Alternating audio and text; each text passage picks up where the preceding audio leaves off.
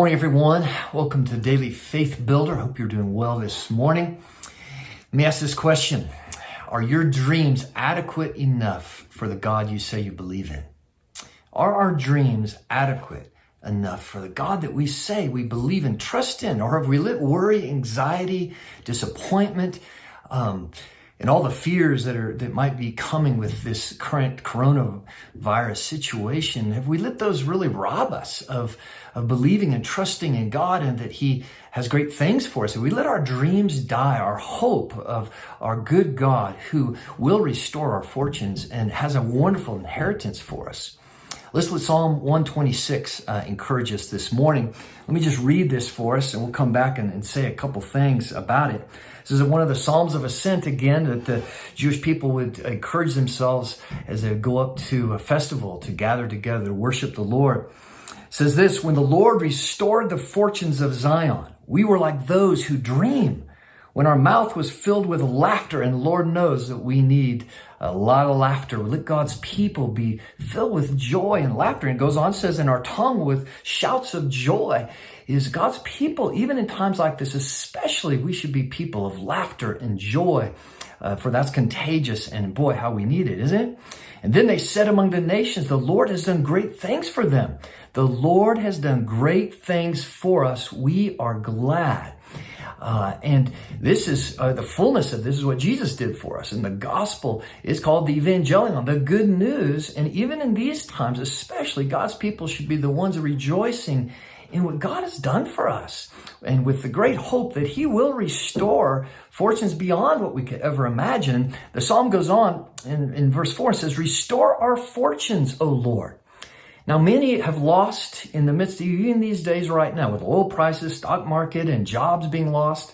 But what a promise. Are we letting our dreams die? Are we still working hard every day? Are we sowing seeds, maybe in tears, as we're going to see, with the hope of joy coming? Are we working hard and trusting our God that even in these hard times, we're going to stay at it with great expectation, because there's opportunity everywhere, even in the midst of the chaos, even in the midst of the fear and the unknown out there, for we have a God who will restore. He promises our fortunes and bring great blessing to us. And so we go on, and it says that restore our fortunes, O Lord, like streams in the Negev. Notice the Negev was one of the most deserty, dry places. And so it's this picture of a torrent of rain and a rushing water coming in to fill up dry land. And real quickly in the desert, in the Middle East, flowers and life would come quickly in that. Does that really describe our expectation of what our God will do and what He has for us? In verse 5, those who sow in tears shall reap with shouts of joy. He who goes out weeping, bearing the seed for sowing, shall come home with shouts of joy, bringing his sheaves with him. And so this psalm, two things in here that just strike out to me is this idea of, boy, are we dreaming? In other words, are we holding on to the promises of God, even in these tough times? And are our dreams, our hopes, are they adequate for the God we say we believe in? And we need to really look at that and wrestle with that. And also, are we putting our hand to the plow, staying busy and with expectation? We might be sowing in tears, is what this says. In other words, there might be a sorrowful time. The work might be hard. There might be not as much windfall and blessing right now. But it says the one with faith who sows in tears will reap with shouts of joy. And I also think of Acts chapter 2.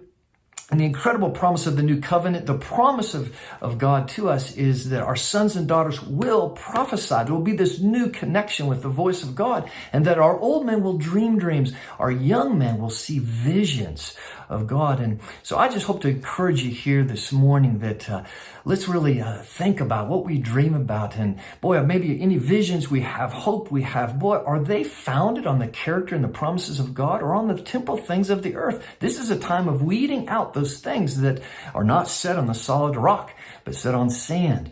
And so, boy, let this psalm encourage us. Let us be people whose dreams are growing and they're adequate for the God that we believe in. God bless. Hope you have a wonderful day.